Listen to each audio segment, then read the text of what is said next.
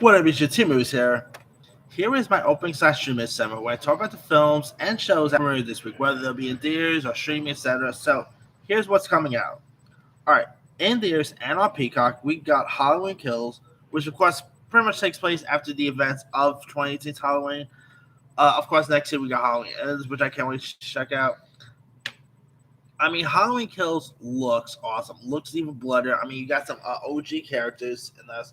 You got of course, you got Kyle Richards coming back as an adult Lizzie Wallace. You got Anthony Michael Hall playing the role of Tommy Doyle. You got some really intriguing cast members in this.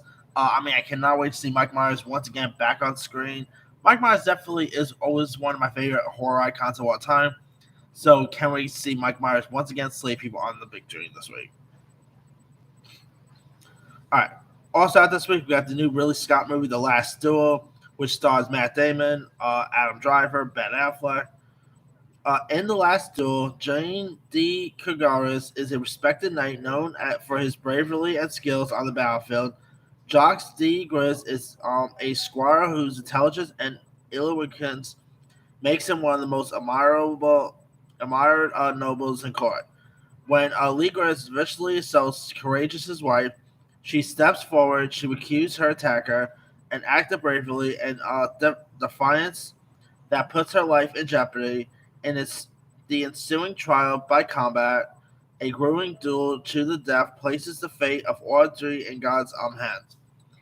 Now, I'm more excited for Ridley Scott's other movie, The House of Gucci, but this looks okay, I guess. It looks like a really interesting medieval-based film. I like the cast of it. I mean, you got Matt Damon and Ben Affleck reuniting once again. You got Adam Driver's in this, who's of course going to be seeing Ridley Scott's new movie, House of Gucci. Jodie Comer is also in this. I mean, this does look like it could be really intriguing, so I'll probably get this one, yeah? All right. Also out this week, we got the new movie called Hard Luck Love Song. A chance encounter with an old flame, with an old love, and a series of bad decisions place a down on his luck troubadour at existence crossroad. Now, this actually stars Sophia Bush, who you might remember from One Tree Hill fame. You also got RZA, Eric Roberts, Dermot Mulroney's in this. It looks really intriguing. You got lots of country music is in this, so that's pretty cool. So, could be interesting to watch. All right, on Apple TV, we got the new Todd Haynes directed film called The Velvet Underground. The Velvet Underground was an American rock band formed in New York City in 1964. The original lineup consisted of singer-guitarist Lou Reed, multi-instrumentalist John Hale, guitarist Sterling Morrison, and drummer Angus McClies. Now, it is directed by Todd Haynes, who I think is a really cool director, so this definitely looks like it could be peak up my alley. So, I do love making music documentaries, so hopefully this could be decent. All right, on Netflix, we got this new French movie called Fever Dream about a young woman who lies in pain while a boy questions her and about what happened. Together, they unravel a haunting story of broken souls, toxin, looming environmental and spiritual catastrophes, and the ties that bind a parent to a child. This looks pretty creepy. I mean, it looks like it could be something really interesting, so maybe it could be good, I guess. All right, in theaters and VOD, we got the new movie Neo in a Time Stack, which is directed by American crime creator John Ridley, where Nick and Ginny live in bliss until her ex warps time to try to pretty much tear them apart by using Nick's old girlfriend. As Nick's memory and a reality disappears, he must decide what he's willing to sacrifice or let go of everything he loved. Now, this does star Leslie Odom Jr. from Hamilton fame. Cynthia Erivo is also in this. You also got Orlando Bloom, Frida Pinto. The trailer did not really do much for me. It does look like a bit of a boring sci-fi film, so yeah, not really too excited for this one. We also got the new film called Bergman Island, which is directed by Mia Hansen-Love, where two American filmmakers retreat to Faroe Island for the summer and hopes to find inspiration where Ingmar Bergman shot his most celebrated films. As the day passed by, the lines between fantasy and reality begins to blur, and the couple is torn apart. Now, this actually stars the likes of Tim Roth, Mia Wasikowska, Vicky Krieps. It looks like it'd be really interesting. I mean, Mia Hanselov has directed some really intriguing movies over the years, so maybe this could be her next pretty decent film. All right, we also got a documentary called "Introducing Selma Blair" about Selma Blair's journey of personal acceptance and resistance after being diagnosed with multiple sclerosis. Now, of course, if you guys don't know, Selma Blair has been in movies such as she was in the first After movie, which was not so good. She was also in the Hellboy movies, True Attention. She's always been a really decent actress. It is sad to see her going through having MS, but this does look like be really interesting to watch. So I mean, I do love me a good documentary, so hopefully it'll be decent. All right, we also got Monster Family 2. While we wait for Hotel Transylvania 4 to come on Amazon, at least we got this to hold us until then.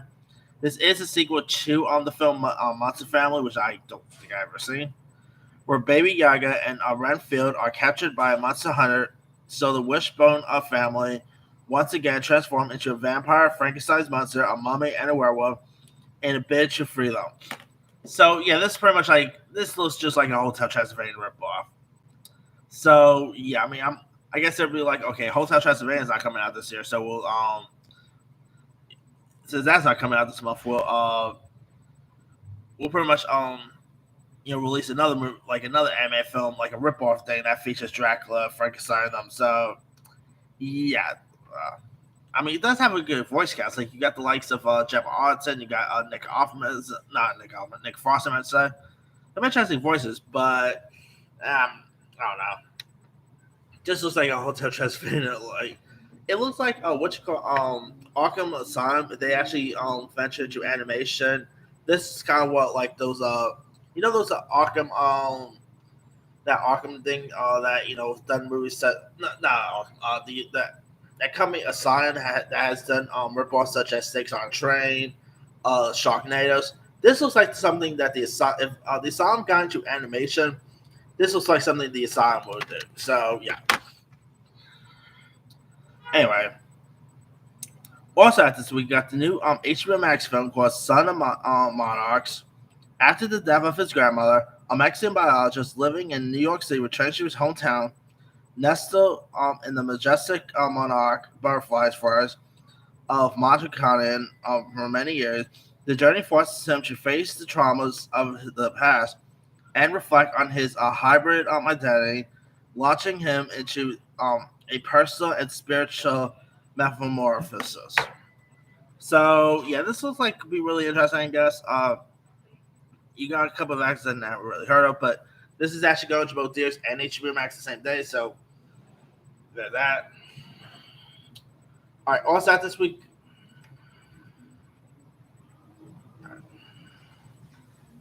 Also, we got a movie called Semi God. After traveling to Germany's Black Forest, a woman discovers a terrifying secret that forces her to reckon with a mysterious ritual and her family's past. Could be interesting, I guess. We also got a horror movie called The Blazing World, where decades after the accidental drowning of her twin sister, a self-destructive woman returns to her family home, finding herself drawn into an alternate dimension where her sibling must be alive. Now, this is actually directed by Carson Young, who, of course, starred in the Scream TV series. John Connor, who was also in the Scream series, he's also in this. I thought she was pretty good on the Scream show, so it's going to be interesting to see how good she's going to be as a director. I mean, could be an interesting film, I guess. All right. Now, those are the films coming out. Now, we got a couple of TV shows that's premiering this week. On Netflix, we got the Babysitters Club Season 2, which just premiered on Netflix on Monday. There's The Movies That Made Us Season 3, which just premiered on Netflix this week, which, by the way, is actually a really good docuseries. Especially if you're a movie lover, you'll definitely like that. We got Bright Samurai Soul, which is a Netflix animated series. In the early years of Japan's Meiji Restoration, a human ronin must unite with an orc assassin to save an elf orphan from their common adversary. Now, this actually does take place during pretty much the events of the Will Smith movie, right? So yeah, I was not a fan of that movie right at all. So hopefully, maybe the anime could be much better. Who knows? All right, on Hulu we got the new series Dope Sick about the pretty much about the opioid addiction or the opioid epidemics, which stars the likes of Michael Keaton, the new Adam Warlock himself, Will Poulter, Kiefer Devers. You guys are really intriguing cast members in this. Haven't really seen on the show yet, but it does look really intriguing. It is from Danny Strong, the same guy who gave us Empire, so could be interesting, I guess. All right, on Disney Plus, we got Just Beyond, which is based on the book series by R.L. Stein, where journeys of supernatural self-discovery through the worlds of witches, alien ghosts, and alternate dimensions. Now this could be really interesting. I mean, after seeing what Netflix just gave us with the Fear Street films, now we got another of Stein adaptation to keep an eye out for. So could be interesting. All right. We also got on HBO Max. We got the new Brittany Murphy doc called "What Happened, Brittany Murphy," which is a documentary about late actress Brittany Murphy, who sadly passed away back in 2009. This docu series pretty much examines like what happened to her, like how did she die. I mean, I remember when she first passed away, I was like really shocked. I mean, I was really disappointed to hear about her passing because I've always liked Brittany Murphy. Whether she was in Clueless, whether it was 8 Miles, Sin City, Happy Feet, gone way too soon. I believe she passed away at age 29, if I'm not mistaken, or age 32. But yeah, gone way too soon. Really good actress right there. Also on HBO Max, we got Aquaman King of Atlantis, which actually looks terrible, by the way. I mean, the animation quality looks pretty horrible. So yeah. All right, on Paramount Plus, we got Guilty Party, which by the way, I just saw 2 episodes of this. It's the new Kate Beckinsale series about discredited journalist is desperate to save her career by latching on a story of a young mother, Tony Plimpton, who has been sentenced to life in prison for killing her husband. Now I saw 2 episodes, the first 2 episodes. It's really good. I mean, I thought the 2 episodes were really decent. I'm looking forward to see where they're going to take this show next. I mean, it's definitely a really interesting show to check out. All right, on Netflix, this week we also got You season 3, where in season 3, Joe and Love are now married and raising their baby. They move into a balmy Northern California enclave of Madre Linda, where they are surrounded by the privileged tech entrepreneurs, judgmental mom bloggers, and Insta famous biohacks. And so Joe is committed to his new role as a husband and dad, but fears love's lethal impulsiveness. And then there's his heart. Could the woman he's been searching for all this time live right next door to him? Breaking out of a cage in a basement is one thing, but the person of a picture perfect marriage to a woman who's wise to your tricks, well, that will prove a match more complicated escape. So yeah, of course, you got pretty much got Penn Badgley returning as Joe. I mean, this is definitely really a intriguing show. I mean, I was really late to the party with this, but then I checked out the first season. I know it was really intriguing, and then second season was really decent. Of course, the third season could premiere last year, but it kept getting delayed due to the pandemic. So glad that it's finally coming out. It does look really intriguing. I'm looking forward to see where they're gonna take this season at. Of course, if you guys don't know, it was just renewed early for a season 4, so we are getting a 4th season. So should be interesting.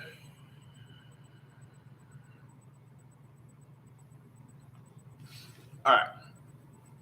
Last but not least, on Amazon, we got the I Know What You Did Last Summer series, where teenagers are stalked by a mysterious killer a year after a failed accident on the night of their graduation.